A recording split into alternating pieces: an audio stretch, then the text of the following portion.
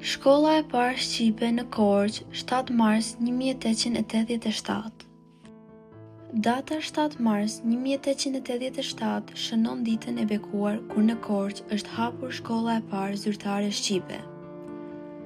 Shkolla ishte në qendër të qytetit dhe mblodhi shumë djemë dhe vajza.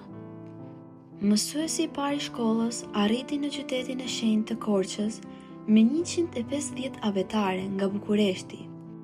Do të arrihej më së fundi misioni i madh historik i rilindjes, hapja e mësimtore shqipe që do të hynte në historinë e kombit shqiptar si një ndër ngjarjet më të shënuara të historisë. Në fillim janë paraqitur 35 nxënës, kurse më vonë numri shtohet në 60 nxënës. Përpara nxënësve dhe prindërve që i shoqëronin, Pandeli Sotiri mbajti një fjalim interesant, i cili foli për këtë akt të rëndësishëm me karakter kombëtar.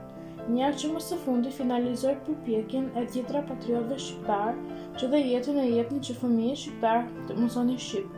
Në shkollë mësoi këndim, gramatik, histori, gjeografi, aritmetik, dituri natyrore dhe disa gjuhë të huaja. Mësimtoria e Korçës ishte dallëndyshja e parë që u shoqërua dhe me shkolla të tjera që u hapën në Pogradec, Kolonjë, Berat, Vlorë e Gjirokastër.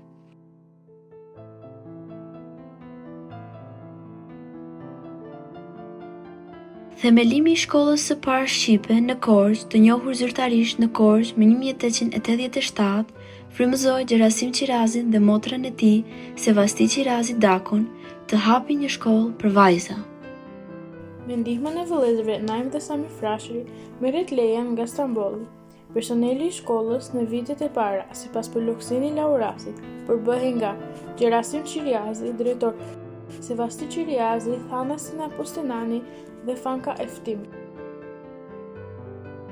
Gjithashtu, duam të faleminderojmë profesorët tanë që me durim dhe përkushtim na udhëheqën drejt dijes dhe suksesit.